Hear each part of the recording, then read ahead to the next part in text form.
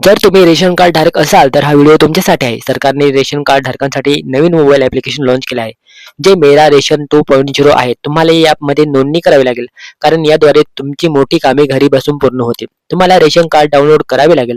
त्यात नवीन नाव जोडणे, रेशन कार्डचे केवायसी करणे, याशिवाय तुम्हाला सर्वांना रेशन कार्डमध्ये सरकार किती रेशन देत आहे, रेशन कार्डमध्ये कोणी काही फसवणूक करत आहे का, याचे संबंधित अनेक सेवा मिळतात. म्हणून या व्हिडिओमध्ये मी तुम्हाला दाखवणार आहे हे ॲप्लिकेशन कसे वापरायचे, तुम्हाला कोणत्या सेवा मिळतील हे दाखवणार आहे. मी सर्व माहिती लाईव्ह दाखवणार आहे. सर्वप्रथम तुम्हाला प्ले स्टोअरवर यावे लागेल. तुम्हाला मेरा रेशन 2.0 मिळेल. हे ॲप्लिकेशन तुम्हाला डाउनलोड करायचे आहे. तुम्हाला पहिल्यांदा ॲप्लिकेशन उघडावे लागेल. नंतर येथे तुम्हाला लॉग इन करण्यास सांगितले जाईल, ज्यामध्ये आम्ही लाभार्थी आहोत. आम्ही हा पर्याय निवडू आणि आपल्याला इथे आपला आधार क्रमांक प्रविष्ट करावा लागेल. आता इथे आधार क्रमांकाबद्दल मी तुम्हाला सांगणार आहे की तुम्ही कुटुंबातील कोणत्याही व्यक्तीचा आधार क्रमांक प्रविष्ट करू शकता, जर तो मोबाईल नंबर त्या आधारशी लिंक केलेला असेल. म्हणजे जर रेशन कार्ड तुमच्या आईच्या नावावर असेल तर तो मोबाईल नंबर तिच्या आधारशी लिंक केलेला नसेल.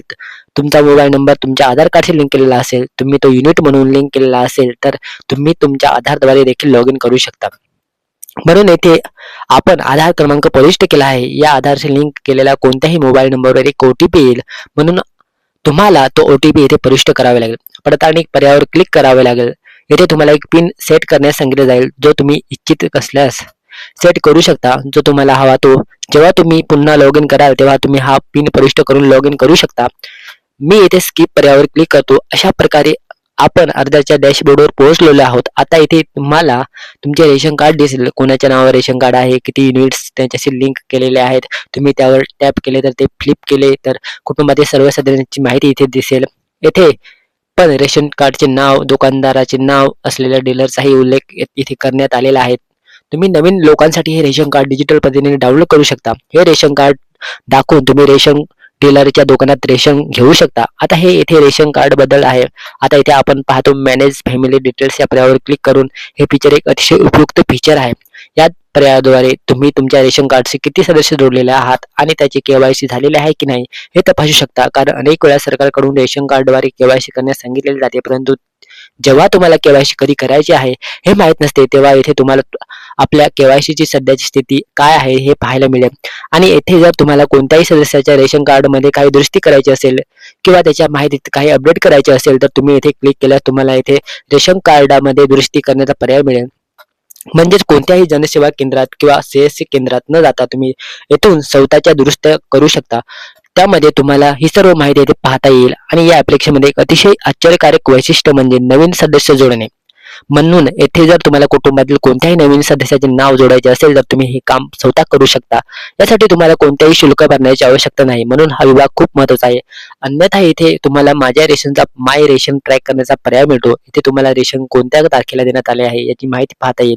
आता विक्री पावतीबद्दल बोलूया. इथे या पर्यायाची माहिती खूप कमी लोकांना असेल, परंतु येथे सरकारकडून डिजिटल पावती जारी केली जाते.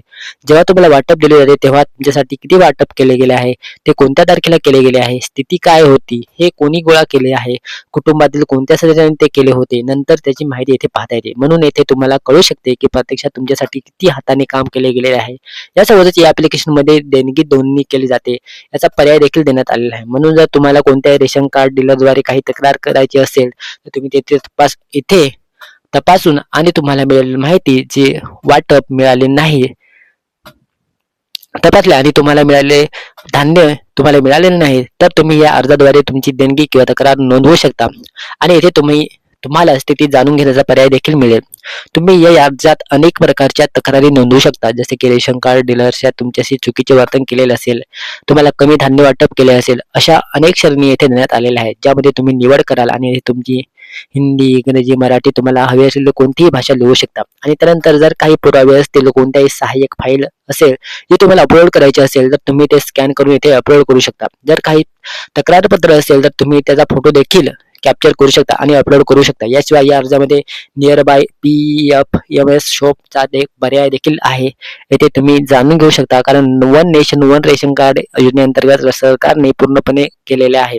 हे स्टेशनच्या आत अशा प्रकारे लागू केले आहे, जिथे तुम्ही कोणत्याही रेशन कार्ड डीलरच्या खालील मॅप केलेले आहे आणि जर तुम्ही हवे असेल तर तुम्ही इतर कोणत्याही रेशन कार्ड डीलरकडून जाऊ शकता आणि तिथून रेशन घेऊ शकता. म्हणजे सध्या कोणतीही सक्ती नाही. तुम्ही कोणत्याही इतर रेशन कार्ड डीलरकडे जाऊ शकता आणि कधीही रेशन घेऊ शकता. हे विशेषतः त्यांच्यासाठी फायदेशीर आहे, जे त्यांचे घर सोडून कामासाठी दुसऱ्या ठिकाणी जातात. म्हणून येथे तुम्ही तुमच्या राहत्या घराजवळ कोणते रेशन कार्ड डीलर आहेत याची यादी पाहू शकता. तुम्ही कुठे जाऊन रेशन घेऊ शकता. रेशन कार्ड डीलर्सची संपूर्ण माहिती इथे उपलब्ध आहे. त्यांचे नाव इथे आहे आणि त्यांचे संपर्क देखील इथे देण्यात आलेला आहे. म्हणून तुम्ही तुमचे दुकान कधी उघडले याबद्दल देखील त्यांच्याशी संपर्क साधू शकता. ते रेट करण्याचा पर्याय देखील आहे. म्हणून येथे तुम्ही तुमच्या रेशन कार्ड डीलरची रेट करू शकता. जसे की जेव्हा बरेच लोक रेट करतात, जेव्हा आम्ही Amazon, Flipkartवरून काही उत्पादन खरेदी करतो, तेव्हा आपल्याला माहीत आहे की हो मित्रांनो, त्यांचा अभिप्राय कसा दिला जातो. ही अशीच एक सुविधा प्रदान करण्यात आलेली आहे, जेणेकरून कोणतेही रेशन कार्ड डीलर कसा आहे इथे देण्यात आलेला आहे. याशिवाय या राज्यात रेशन कार्ड सरेंडर करण्याचा पर्याय देखील देण्यात आलेला आहे. जरी कोणालाही ते करायचे असेल, बहुतेकदा ते करावे लागत नाही, परंतु पर्याय देण्यात आलेला आहे. जर कोणाला सरेंडर करायचं असेल तर ते इथून करू शकतात. रेशन कार्ड ट्रान्सफरचा पर्याय देण्यात आलेला आहे. म्हणून जर तुम्ही कायमचे दुसऱ्या ठिकाणी स्थलांतरित झाले असाल तर तुम्ही तुमचे रेशन कार्ड दुसऱ्या ठिकाणी हस्तांतरित करू शकता. जर तुमचे राज्य बदललेले असेल तर तुम्हाला नवीन राज्यात शिफ्ट करायचे आहे ते हलवू शकता. ज्यामध्ये जर तुम्हाला रेशन कार्ड दुसऱ्या जिल्ह्यात मॅप करायचे असेल तर तुम्ही तुमचा जिल्हा इथे बदलू शकता. आता आम्ही इथे राहणार आहोत आणि तुमचे ट्रान्सफर तिथे स्थलांतरित होईल. अशा प्रकारे सरकारने या अर्जात अनेक उपयुक्त वैशिष्ट्ये जोडली आहेत, ज्याचा वापर तुम्ही रेशन कार्डशी संबंधित कामासाठी करू शकता. सरकारने दिलेली कोणतीही माहिती तुम्हाला इथे मिळेल आणि जर तुम्हाला कोणतीही तक्रार नोंदवायची असेल तर त्या प्रकारे वैशिष्ट्ये इथे जोडले गेलेले आहेत, फीचर्स जोडले गेलेले आहेत. हे ॲप्लिकेशन रेशन कार्ड धारकांसाठी वरदान ठरत आहेत. म्हणून तुम्ही मेरा रेशन 2.0 रेशन कार्ड धारकांसाठीचे ॲप्लिकेशन पाहिले तर तुमच्यासाठी रेशन कार्ड असेल तर तुम्ही ते डाउनलोड करा. त्यानंतर तुम्हाला त्यात अनेक फीचर्स मिळतात, ते तुम्ही वापरू शकता. बाकी तुम्हाला हा व्हिडिओ कसा वाटला कमेंट बॉक्समध्ये नक्की सांगा. आपण अशाच एक नवीन व्हिडिओमध्ये भेटू. जर तुम्ही चॅनलवर नवीन आला असाल तर सबस्क्राईब करायला मात्र विसरू नका. तर तुम्हाला रेशन कार्डमध्ये नाव कसे जोडायचे असेल, केवायसी कशी करायची असेल, यासारखे अनेक कोणत्याही विषयावर व्हिडिओ पाहायचा असेल तर आम्ही आधी व्हिडिओ रेकॉर्ड केलेले आहेत. तुम्ही ते व्हिडिओ पाहू शकता. बाकी आपण अशाच एका नवीन व्हिडिओमध्ये भेटू. तोपर्यंत जय हिंद, जय महाराष्ट्र.